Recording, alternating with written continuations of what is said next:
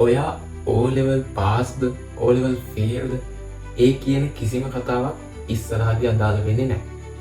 ඉගෙන ගන්නව කියනදේ දැන් වෙනස් වෙලා තියෙන.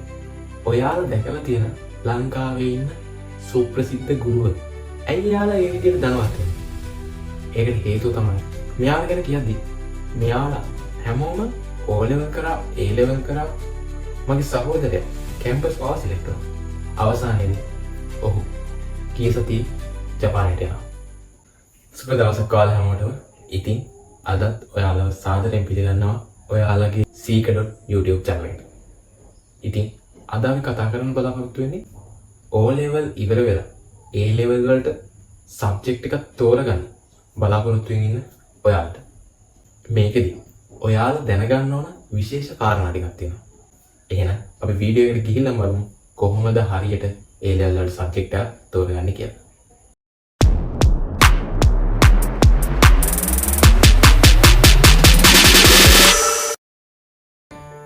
මේකෙදි මුලින්ම කියන්න තියෙන්නේ ඔයා O level පාස්ද O level ෆේල්ද ඔයාට A9ක්ද ඔයාට A2ක්ද ඒ කියන කිසිම කතාවක් ඉස්සරහදී අදාළ වෙන්නේ නැහැ. ඉගෙන ගන්නවා කියන දේ දැන් වෙනස් වෙලා තියෙනවා. ඒක ඉස්සර කරාමගේ සාම්ප්‍රදායික විදිහට O level කරන්න ඕනේ, A level කරන්න ඕනේ, කැම්පස් යන්න ඕනේ. එහෙම දෙයක් නෑ දැන්. මොන දේ කරත් අවසානයේදී ඔයාලා හොඳට ජීවත් වෙන්න ඕනේ, සතුටින් ජීවත් වෙන්න ඕනේ, සමාජයේ හොඳ තැනක් දිනා ගන්න ඕනේ කියන දේ විතරයි අපිට වැදගත් වෙන්නේ. ඒ දෙයට අපි අර සාම්ප්‍රදායික මාර්ගයේම යන්න ඕනේ නෑ.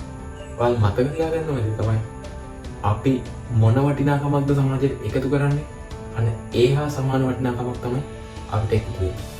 ඒ කියන්නේ අපි මොකක් හරි වටිනාකමක් සමාජයට ලබා දෙනවා නම් ඊට සමාන මුදල් ප්‍රමාණයක් තමයි අපේ විතර කලාවේ. ඊට සමාන ප්‍රතිරූපයක් තමයි අපේ විතර කලාවේ. ඔයාලා දැකලා තියෙන ලංකාවේ ඉන්න සුප්‍රසිද්ධ ගුරුවරු ඇයි යාලා ඒ විදිහට ධනවත් වෙන්නේ? ඒකට හේතුව තමයි එයාලගේ ධනයට සමානව ඊට වඩා වැඩි සේවාවක් අගයක් සමාජයට එකතු කරනවා. ඒක ප්‍රතිඵලයක් විදිහට තමයි එයාලගේ ධනය හැදිලා තියෙන්නේ. ඒ නිසා ඔයාලා මතක තියාගන්න ඕනේ දේ තමයි ඔයාලා කැමති මොකක් හරි එක ශේෂ්ත්‍රයක් තෝරගෙන ඒකෙන් ගැඹුරටම ඉගෙන ගන්න එක සහ ඉතුරු අවුරුදු 2 3 4 ඒ වෙනුවෙන් උපරිම කැපවෙන. ඒ නිසා ඔයාලා මතක තියාගන්න ඕන දේ තමයි සාම්ප්‍රදායික දේම නෙවෙයි ඔයා කැමති මොකක් හරි එක ශේෂ්ත්‍රයක් තෝරගෙන ඒ ශේෂ්ත්‍රය වැඩි දුරටත් ඉගෙන ගන්නවා කියන එක. ඒක කරද්දි නිකම්ම නෙවෙයි. ඒ ශේෂ්ත්‍රයේ ගැඹුරටම අපි ඉගෙන ගන්නවා. සහ ඒ ශේෂ්ත්‍රයේ වෙනුවෙන් ඔයා ඉදිරි අවුරුදු 2 3 4 කාලය උපරිම කැප කරලා ඒ වෙනුවෙන් වැඩ කරන්න. ඔයාලට මේ කතාව තේරුම් ගන්න මම පොඩි උදාහරණයක් කියන්නම්. මගේ යාළුවෝ දෙන්නෙක් සහ මගේ සහෝදරයෙක්. මෙයාලා ගැන කියද්දි මෙයාලා හැමෝම O level කරා A level කරා. මගේ සහෝදරයා කැම්පස් පාස් සිලෙක්ට් වුණා. හැබැයි අර යාළුවෝ දෙන්නෙන් එක්කෙනෙක් ෆොටෝග්‍රැෆි වලට මාරුම හොදක් තිබ්බේ. එයාට ෆෝන් එකක් වුණා එයා ෆොටෝ ගන්න එකමයි කරේ. දෙවෙනි යාළුවා එයා කැමතිම කැමරාවකට. මගේ සහෝදරයට ඕනේ ජපාන් යන්න. ජපාන ගිහිල්ලා ඉගෙනගෙන එහෙ ජොබ් එකක් කරන්න තමයි එයාට ඕන.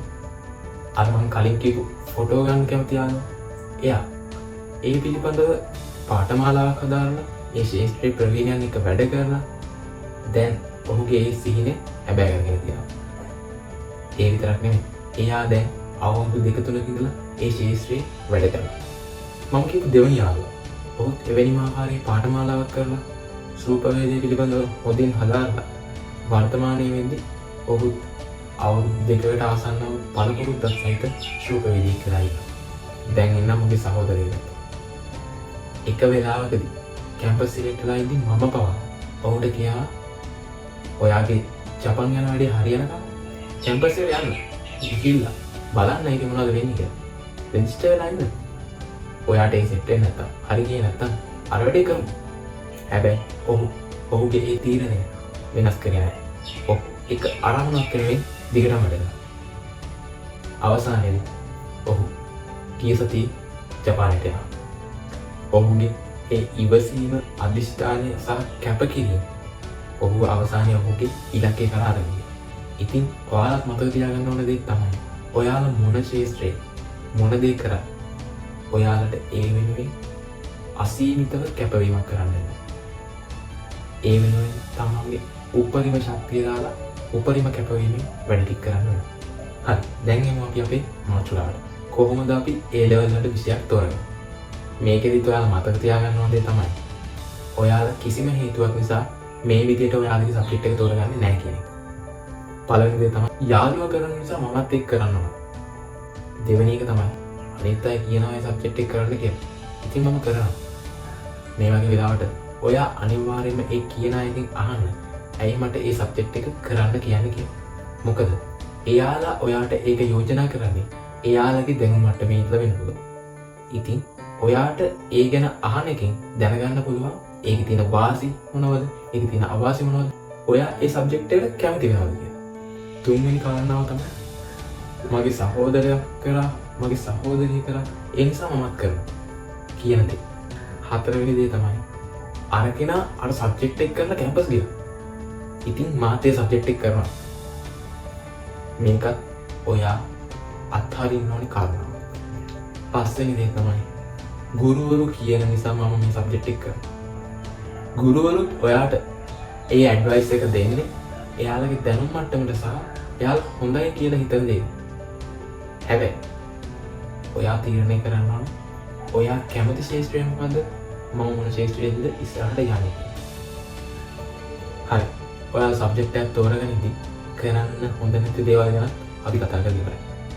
දැන් බලමු අපි මොනවද මේකදී කරන්න ඕනේ කියලා. ඔයාලා කොලයක් පෑනක් කරගෙන ලිස්ට් එකේ ඔයාලගේ සබ්ජෙක්ට් එක තෝරගන්න වැඩේට. හරි. එහෙනම් අපි දැන් යන් අපේ වැඩේට. ඔයාලට මෙන්න මේ ටේබල් එක පළවෙනි කමෙන්ට් එකේ මම දාලා තියෙනවා. ඒක ඩවුන්ලෝඩ් කරගෙන print එකක් අරගෙන මේක පුරවන්නත් පුළුවන්. එහෙම නැත්නම් ඔයාලට පුළුවන් A4 එකක් අරගෙන මෙන්න මේ වගුව අඳගන්න. වගුව මෙන්න මේ විදිහට අඳගත්තට පස්සේ ඔයාලට පේනවා මේ වගුව ඇඳලා තියෙනවා කොටස් දෙකකට. පළවෙනි එක තමයි කැමැති වෘත්තිය. ඒ කියන්නේ ඔයා මොන ශාස්ත්‍රයෙන් ඉස්සරහට යන්න කැමති කියන එක තමයි මෙතනදී බලන්න. අනිත් පැත්තේ තියෙනවා ඔයා ඒ වෘත්තිය කරන්න නම් ඔයා හදාරන්න ඕන විෂය මොකද්ද කියන එක මෙතන ලියන්න ඕන. හරි. ඊට පස්සේ ඔයාලා මතක තියාගන්න ඕන දෙයක් තමයි මේ ටේබල් එකේ ඔයාලා විස්තර පුරවද්දී ඔයාලගේ කැමැත්ත යන පිළිවෙලට තමයි මේක කරන්න ඕන. මෙතන මේ තියෙනවා පළවෙනි වෘත්තිය, දෙවෙනි වෘත්තිය, ඊළඟට තුන්වෙනි වෘත්තිය. කොහොම වෘත්තියන් යටතේ තමයි පෙළගස්සලා තියෙන්නේ. ඔයාලට කැමති ප්‍රමාණයක් ලියා ගන්න පුළුවන්. හැබැයි ඔයාලා ලියද්දි ලියන්න ඕනේ ඔයාලගේ කැමැත්තේ අනුපිළිවෙලට. හිතන්න. ඉස්සෙල්ලා කැමති ડોක්ටර් කෙනෙක් වෙනවා මේ වෘත්තිය අංක 1 කියන තැන ලියන්න ඕන ડોක්ටර් කෙනෙක්. ඊට පස්සේ ඊළඟට ඔයා කැමති ටීචර් කෙනෙක් වෙනවා. එහෙනම් ඒක ලියන්න ඕන මේ වෘත්තිය 2 කියන තැන. හරි. මම දැන් ඔයාලට පෙන්නන්න කොහොමද හරියට මේක පුරවගන්නේ කියලා. ඉස්සෙල්ලා කැමති ජොබ් එක. ඒ කියන්නේ හිතන්න මේකේ මම ඉස්සෙල්ලාම කැමති වෘත්තිය තමයි වෛද්‍ය වෘත්තිය. ඒ නිසා මම මෙතන ලියා ගන්නවා වෛද්‍ය වෘත්තිය කියලා. මෙතන ડોක්ටර් කියලා ලියගත්තා. ඊට පස්සේ ડોක්ටර් කෙනෙක් වෙන්න නම් අපි මොන විෂය ධාරාවද හදාරන්න ඕනේ කියන එක තමයි මෙතන ලියන්න ඕනේ. මේ විෂය ධාරාව කියන තැන ලියන්න ඕනේ. අපි මොන විෂය ධාරාවද හදාරන්න ඕන වෛද්‍යවරයෙක් වෙන්න නම් කියන එක. මොන විෂය ධාරාව? බයෝ. අපි වෛද්‍යවරයෙක් වෙන්න නම් අනිවාර්යයෙන්ම බයෝ කියන විෂය තමයි හදාරන්න ඕනේ. ඔයා කැමති වෘත්තියට අදාළ විෂය ධාරාව දන්නේ නැත්තම් මම දීලා තියෙන කැම්පස් පොතේ ඒ විෂය ධාරාවත් ඇතුළත් වෙලා තියෙනවා. ඒ විෂය ධාරාවත් ඇතුළත් වෙලා තියෙනවා. ඔයාට ඒකෙන් බලා ගන්න පුළුවන්. ඔයා කැමති වෘත්තිය කරන්න නම් ඔයා හදාරන්න ඕන විෂය ධාරාව ඒකෙන් බලා ගන්නත් පුළුවන්. ඊළඟට මේ විෂය ධාරාව යටතේ මොන විෂයන්ද අපි හදාරන්න ඕන කියලා. අපි දන්න විෂයන් ටික මොනවද මේක යටතේ? ජීව විද්‍යාව, රසායන විද්‍යාව, සහ භෞතික විද්‍යාව. ඔය විෂයන් තමයි අපි දන්න විෂයන්. හැබැයි සමහර වෙලාවට ඒ වෘත්තිය අනුව විශ්වවිද්‍යාල ප්‍රතිපාදන කොමිෂන් සභාව විසින් නිර්දේශ කරලා තියෙනවා විශේෂ විෂයන් ටිකක්. ඒ කියන්නේ ඒ වෘත්තීය පාඨමාලාව හදාරන්න නම් ඔයා ඒ විෂයන් ටික අනිවාර්යෙන් කරලා තියෙන්න ඕනේ. වෙන විෂය සංකල්පයක් වෙන්න බෑ. අනිවාර්යෙන්ම එයාලා කියන විෂයන්ම කරලා දෙන්න ඕන. මේ වෛද්‍යවරයෙක් කෙනෙකුට ඒ වගේ විශේෂ අවශ්‍යතාවයක් තියෙනවා. අපි ගිහලා බලමු මොකක්ද එතනදි කියන්නේ කියලා. අපි ඊට ටික එතනදි බලමු. අපිට වෛද්‍යවරයෙක් වෙන්න නම් වෛද්‍ය විද්‍යාව හදාරන්න තියෙන විශ්වවිද්‍යාල මොනවද? ඒ විශ්වවිද්‍යාල වලට යන්න කොච්චර ඉසඩගයක් තියෙනවද? ජීව විද්‍යාව හැදෑරුවට පස්සේ අපිට වෛද්‍ය විද්‍යාවම කරන්න බැරි වුණොත් අපිට කරන්න පුළුවන් වෙන ශේෂ්ත්‍ර අපිට හදාරන්න පුළුවන් වෙන ශේෂ්ත්‍ර මොනවද තියෙන්නේ කියලා එතනදි බලා ගන්න පුළුවන්. ඊට පස්සේ අර මම කලින්ම කියපු ඒ විෂය ධාරාවේ ඒ ડોක්ටර් කෙනෙක් වෙන්න අනිවාර්යෙන් හදාරලා තිබිය යුතු විෂයන් ටික මොනවද කියලා එතන තියෙනවා. අපි දැන් ඉතින් කියලා බලමු. හරි.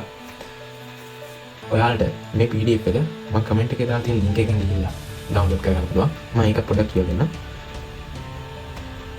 මම කමෙන්ට් එක දාලා තියෙන link එකෙන් ගියාට පස්සේ ඔයාලට මෙන්න මේ වගේ blog page එකක් බලන්න හම්බ වෙනවා. ඒකේ මම link එකක් දාලා තියෙනවා.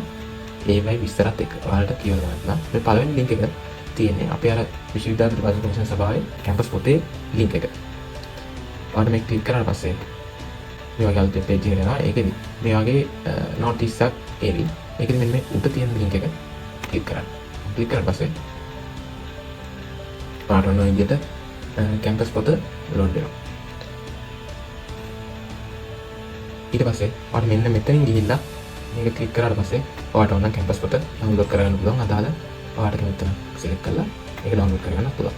එහෙම නැත්නම් මේ විදිහට ඔයාලට ඒක භාවිත කරන්න පුළුවන්. හරි. දැන් අපි යමු අපේ වෙබ්සයිට්. ඔය කැම්පස් පොතම ඩවුන්ලෝඩ් කරගත්තට පස්සේ ඔය පොතේ එක එක විෂයන් වලට අර මම කියපු විස්තර වෙන වෙනම කැම්පස් පොතට ඇතුළත් කරලා තියෙනවා. දැන් අපි කතා කර හිටියේ ජීව විද්‍යාව විෂය ධාරාව ගැන. හරි. ඔන්න මේ පිටුවේ තියෙනවා ජීව විද්‍යාව විෂය ධාරාව ගැන 58. ඒකෙදි මේ උඩින්ම තියෙනවා ජීව විද්‍යාව විෂය ධාරාව. ඒ කියන්නේ බයෝ කරොත් අපිට මොනවද කැම්පස් එකේදී කරන්න පුළුවන් කෝසස් කියලා. ඉස්සෙල්ලම තියෙනවා වෛද්‍ය විද්‍යාව. ඊළඟට දන්ත වෛද්‍ය විද්‍යාව. ඊළඟට පශු වෛද්‍ය විද්‍යාව. ඊට පස්සේ එතන මේ පහලින් ඔයාලට පේනවා ප්‍රවේශය සඳහා සපුරාලිය යුතු අවම සුදුසුකම්. ඒ කියන්නේ බයෝ වලින් මෙන්න මේ කෝසස් වල එකක් කරන්න නම් ඔයාලා සම්පූර්ණ කරන්න ඕන අවම සුදුසුකම් මොනවද කියන එක තමයි මෙතන තියෙන්නේ. අපස උසස් පෙළ විභාගයේදී රසායන විද්‍යාව, භෞතික විද්‍යාව, ජීව විද්‍යාව යන විෂයන් තුනටම අවම වශයෙන් එස්සා මාත්‍යක් ලබා තිබිය යුතුයි. කෙසේ නමුත් වෛද්‍ය විද්‍යාව අධ්‍යාපන පාඨමාලාව සඳහා සිසුන් තෝරා ගැනීමේදී පහත සඳහන් වැදගත් සටහන අදාළයි. මම අර කලින් අන්න ඒකෙදී කිව්වා වගේ මේකෙදී විශේෂ කොන්දේසියක් තියෙනවා. අපි බලමු මොකද කියන්නේ. වැදගත්. විශ්වවිද්‍යාලයක හෝ ආයතනයක වෛද්‍ය උපාධි පාඨමාලාව සඳහා ඇතුළත් කරනු ලබන සෑම ශිෂ්‍යයෙකුම ශ්‍රී ලංකාවේ අධ්‍යාපන ප්‍රතිසාතික පත්‍ර උසස් පෙළ විභාගයේ හෝ ඒ හා සමාන විභාගයකින් ජීව විද්‍යාව, රසායන විද්‍යාව හා භෞතික විද්‍යාව යන විෂයන් සමත්ව එකී විෂයන්ගෙන් කුමන හෝ සංකලනයකට අවම වශයෙන් සම්මාන සාමාර්ථ දෙකක් සහ සාමාන්‍ය සාමාර්ථයක් සහිතව එකවර එම අවස්ථාවේදීම සමත්ව සිටිය යුතුය. අන්න ඒකෙදී අපිට දීලා කොන්දේසි. ඒ කියන්නේ අපි ෆස්ට් එකෙන් කරන රිසල්ට් එක ඊළඟ එකකට අදාළ වෙන්නේ නැහැ කියන එක. ඊට පස්සේ එතන යටින් තියෙනවා වෛද්‍ය විද්‍යාව පාඨමාලාව පැවැත්වෙන විශ්වවිද්‍යාල. ඒ කියන්නේ අපිට ડોක්ටර් කෙනෙක් වෙන්න ඕන නම් යන්න පුළුවන් කැම්පස් ටික තමයි මෙන්න මෙතන තියෙන්නේ. ඔයාලට ටික මෙතන බලන්න පුළුවන් වෙන්නේ. හරිද? right. ඊට පස්සේ ඔහොම තව ටිකක් යටට ගන්නදී මේ කියන්නේ අපි මේ කලින් කතා කරගත්ත අපි මේ කලින් පෙන්නපු ශාස්ත්‍ර ටිකක් මෙතන තියෙනවා. දන්ත ශල්‍ය විද්‍යාව, පශු වෛද්‍ය විද්‍යාව මේ දෙකත් එතනම තියෙනවා. ඊට පස්සේ අපිට බයෝ කරාම යන්න පුළුවන් වෙන ශාස්ත්‍ර මොනවද කියලා ඊට යටින් අපිට බලා ගන්න පුළුවන්. මේ තියෙන කෘෂි තාක්ෂණ සහ කළමනාකරණය. ඊට පස්සේ කෘෂි කර්මය. ඒ අදාළ තැන්වල තියෙන ප්‍රවේශය සඳහා සපුරාලිය යුතු අවම සුදුසුකම් තියෙනවා. ඊට පස්සේ යන්න පුළුවන් කැම්පස් ටික තියෙනවා. ඊට පස්සේ මේ තියෙන ආහාර විද්‍යාව හා පෝෂණය, ආහාර විද්‍යාව හා තාක්ෂණය, ආයුර්වේද විද්‍යාව හා ශල්‍ය ඔය වගේ අපිට කැම්පස් ගිහිල්ලා කරන්න පුළුවන් කෝසස් ටිකත් ඔය විදිහට වෙන වෙනම මේකේ ඇතුළත් වෙලා තියෙනවා. ඉතින් ඔය ටික තමයි අපි අතන වගේ ෆිල් කරන්න ඕනේ. ඊට පස්සේ ආය අපිට ඕන වුණා ඉසඩ් අගය. කොහොමද අපි මේ ඉසඩ් අගය බලාගන්නේ?